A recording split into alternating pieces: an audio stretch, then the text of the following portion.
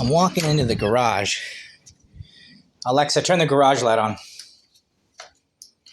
I'm walking into the garage so we can get a little bit of peace so I can make this video because you've been asking for quite some time and it's not as hard as you think. I'll give it to you all right now, okay? So, number one, the first thing you're going to need is the ingredients for the authentic chicken shawarma pita. And the ingredients are as follows. I'll do them slow, okay? You can repeat them, or you can rewind this part of this video to get all the ingredients you need. But trust me, this is what you need for the chicken shawarma. Number one, you need, let's say, one supermarket package of 2 or 3 pounds of leg and thigh meat. It's actually easiest if you get boneless, skinless leg and thigh meat. That's chicken. Okay, we're doing chicken shawarmas. Okay, number two, you're going to need a pack of chicken breast, boneless, skinless chicken breast once again. If you just have regular chicken breast and you just have regular leg and thigh meat, that's fine, but you're going to have to do the trimming yourself, which is kind of cool because you can leave extra fat on, which some people like. Normally the supermarkets, when they trim the chicken, they leave some of the fat on. That's okay in this case, but if you're health conscious, you can use boneless, skinless leg and thigh meat. You can use boneless, skinless chicken breast, and those will work just fine. And if you're truly looking to save calories and all that kind of stuff, you can make what's called a chicken tawuk sandwich, which is the same thing as a chicken shawarma pita, except it's made with all chicken breast instead of leg and thigh meat, which is delicious. It's almost exactly the same, just it's a little bit drier because the leg meat is dark, so it lends a lot of flavor to the thing. Okay, so you need one, like I said, one supermarket package of leg and thigh meat. Boneless or skinless is okay. One supermarket package of chicken breast. Boneless, skinless is okay. So you're going to need, like, let's say 2 pounds of each. Then you're going to need one package of restaurant style. They're just called golden cut fries. They're kind of like McDonald's fries, but they're thicker. But they're not as thick as steak fries. If you go to the store, around here especially, they just call them golden fries. You need a bag of those because you need about 3 or 4 of those per shawarma. Hold on, let me put this phone down. Thank you. Okay, so you need like 3 or 4 per shawarma, and then you're going to need pita bread. You cannot use any other weird substitutions because some people use, I've seen people use naan bread. I've seen people use Euro bread. I've seen people use Tammy's bread. A lot of weird different things, but those are all baloney. The real chicken shawarma pita is made with just regular Mediterranean style flatbread pita. Now, I think you live in England, but I live in the United States, and we have a store called Food for Less, which is kind of like, it's like a cheap store. Kind of like, it's not the best grocery store, but it's got the stuff at the prices you need. They got the pita bread that I use over there, and I think it's like $2 a pack, which is $5 each. Or no, it's $2 a pack, which is for 5 pieces. So you get 5 pieces for $2 American, which is pretty good. And if you're just making 5 to 10 shawarmas, all you need is 2 packs. If you happen to live by an Arabic market, if you're really lucky enough, they usually carry flatbread, and it's much, much fresher than the ones you would find at the grocery store. So actually, where I live in California, there's a store called Al Etabayat Market where you can get the true, freshest, flattest pitas. And when I make shawarmas for my party in April, I will definitely get them from there. But again, all you got to do is get Mediterranean-style pitas, and I'll post a link to what I use. Then you also got to have pickles.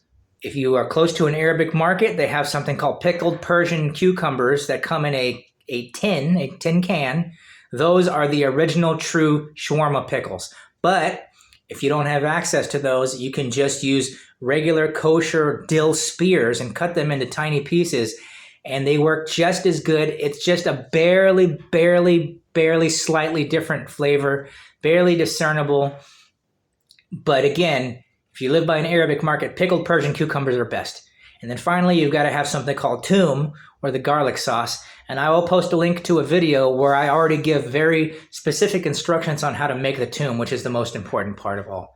So your final list of ingredients will include 1 pack of boneless, skinless leg and thigh meat, 1 pack of chicken breast, a jar of kosher dill pickle spears, 1 bag of classic cut French fries or golden fries. Like I said, not McDonald's small fries, but not as big as steak fries. And if you know how to cook French fries yourself off of potatoes, fry some up, that's even better.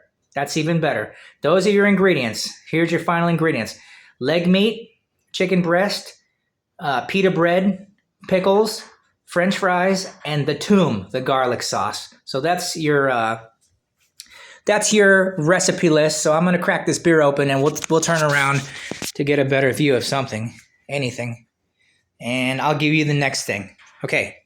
So, man, there's nothing happening in my garage, but it's real windy in Southern California. So maybe I'll put this back. Fuck this. Okay. So to prepare the chicken shawarma, it's really, really easy. Number 1, cut the leg meat and thigh meat and chicken breast into very small strips about the size of your pinky finger and about the same length as well. They're going to shrink when you cook them anyway, so you don't have to get them too big. You're trying to copy kind of like the shaved the way that the chicken comes off the rotisserie. And since you don't have a rotisserie at home, I'm showing you the way that you can do it, which is going to get it super, super close. So again, cut up the chicken until little bite-sized pieces about the size of your pinky finger. If you're cutting up chicken that has the breast and the skin on it, you can leave extra fat. Excuse me 1 second.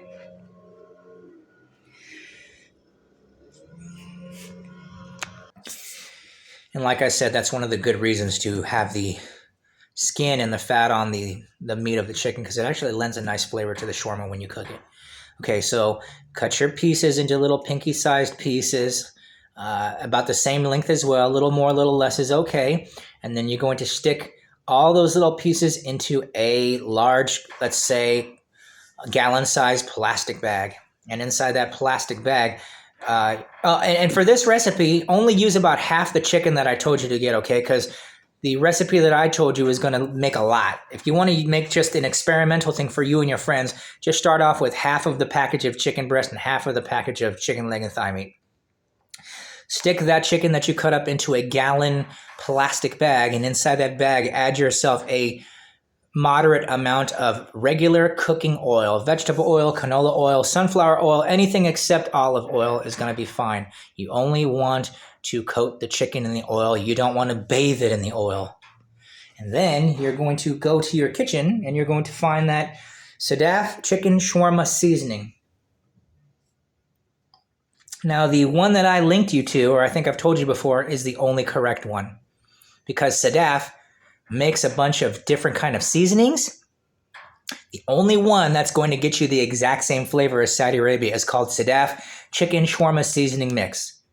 Because believe it or not, Sadaf, right by that chicken shawarma seasoning mix, they have regular shawarma mix, and then they have one that's called beef shawarma mix, and then they have one called shawarma seasoning. And each one is a little different. Some of them have nutmeg, some of them have allspice, some of them have ginger in them, but none of them are going to get you to where you want unless you get the one called Sadaf chicken shawarma seasoning mix. And I will link you to that. That's the only one you can use. If you use anything else, it's going to fail and you will be mucho sad. Okay.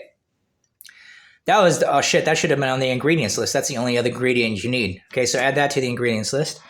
And you're going to add, I believe it's I think it's 2 tablespoons for every half pound of chicken, but I'm going to look on my jar in the kitchen and I will let you know. Just ask me again. So you're going to add that seasoning into the bag with the oil, along with about 2 tablespoons or 3 of any kind of kosher salt. Try to get a coarse salt. It's better than super tiny iodized salt. So in the bag, you got the chicken shawarma, you've got the oil, and you've got the salt. Optional, you can add a little bit of yogurt into the bag if you want a creamier one. But I have found out that if you omit the yogurt, it just makes it pan fry even easier and crispier. So you can omit the yogurt and it's going to be kind of close to the rotisserie. You can add the yogurt and it's going to make it slightly creamy. But again, That's not the original. The original is either roasted on the spit and it has a little tiny bit of the yogurt or none at all. Try the none at all. That's what I do, and it's the most realistic thing. So you've got your chicken in the bag, the oil in the bag, the chicken shawarma seasoning mix in the bag, and the salt. Give it all a good massage and leave it in the bag for at least 6 hours. You want that mix and that oil and salt to permeate all those little pieces of chicken that you just made. And while you're doing that, you can cut the little pickle spears into, once again, kind of bite-sized long pieces. And if you make the fries yourself, you're going to make them about 10 minutes before you roll the pitas. If you didn't make the fries yourself, you're going to bake them in the oven, or you're going to fry them in a pan. That takes generally, if you fry them in a skillet on the range, it's going to take you like 5-10 minutes. If you bake them, they're not going to come out as realistic, but it's going to take 30-35 minutes, and it's going to be super easy. I would recommend just frying them in oil. That's what everybody does. Get your fries. Okay, so now you got you're almost ready to cook. So you're going to take out yourself, let's say, a large stock pot, because it works easiest in the stock pot. And in the bottom of the stock pot, you're going to put 3 or 4 good tablespoons of oil. Heat the oil up until it's just a little bit before smoking. Add the chicken in there. I would say turn the heat up to about 6 out of 10. Don't crowd the interior of the pan too much. Make sure the pan has a lid. Use yourself some tongs and flip over that chicken until it's nice and golden brown. Go further if you want it even crispier or darker, and make sure you always have a little bit of oil at the bottom of the pan. Not too much so that they're frying, but just enough so that they're sizzling. You're trying to give them a little bit of crispiness along with the fat. You'll know that the chicken is done when you poke the center of the biggest piece and the white meat just comes out juicy, or you can just take the biggest piece and break it in half. And if it's done in the center, white and clean juices, then it's all done. Okay, so take those chicken pieces, get your pita bread, heat the pita bread in the bag for about 30 seconds until all 5 pieces are nice and warmed up. Stick the pieces of pita bread on the table. Get yourself the garlic sauce. I'll post you the video on how to make that. Put yourself a generous portion of the garlic sauce on the bottom, then add yourself two or 3 slices of the pickle. 2 is best. Add 3 or 4 French fries. Add the chicken shawarma that you sizzled in the pot or in the pan into the shawarma itself. Wrap the shawarma in some parchment paper. Wrap the parchment paper in some saran wrap if you are going to store them for more than 10 or 15 minutes.